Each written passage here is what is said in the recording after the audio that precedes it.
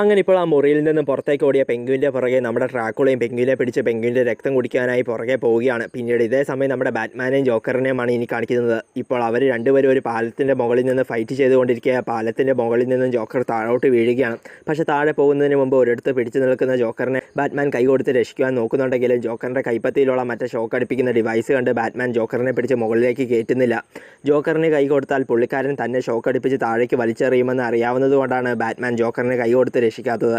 പക്ഷേ ഇപ്പോൾ താഴെ വെള്ളമായതുകൊണ്ട് താഴെ വീണാലും തനിക്കൊന്നും സംഭവിക്കില്ല എന്ന് വിചാരിച്ച് മനഃപൂർവ്വം പിടിച്ചു നിൽക്കുന്നിടത്തു നിന്നും കൈവിട്ട് ജോക്കർ താഴേക്ക് ചാടിയതും ജോക്കറിൻ്റെ കൈപ്പത്തിയിലുണ്ടായിരുന്ന മറ്റേ ഡിവൈസ് കേടായി പോയത് കാരണം വെള്ളത്തിൽ വീണ ജോക്കറിനെ ഭയങ്കരമായി ഷോക്ക് അടിക്കുകയാണ്. ആ ഷോക്കടിയെല്ലാം ഏറ്റ് ജോക്കർ മരിച്ചുപോയി കാണുമെന്ന് ബാറ്റ്മാൻ വിചാരിക്കുകയും ചെയ്യുന്നു. ഇതേസമയം പിന്നീട് ഡ്രാക്കുളയെ പേടിച്ച് സെമിത്തേരിയിൽ ഒരു കല്ലറയ്ക്ക് പുറകിൽ ഒളിച്ചിരിക്കുന്ന പെൻഗ്വിനെയാണ് ഇപ്പോൾ കാണിക്കുന്നത്. ഇപ്പോൾ പെൻഗ്വിനെ അന്വേഷിച്ച് നടക്കിയ ആ സെമിത്തേരിയുടെ കാവൽക്കാരനായ സെക്യൂരിറ്റി വന്ന് നീ ആരാണെന്ന് ചോദിച്ച് ഡ്രാക്കുളയുടെ നേരെ ടോർച്ച് അടിച്ചതും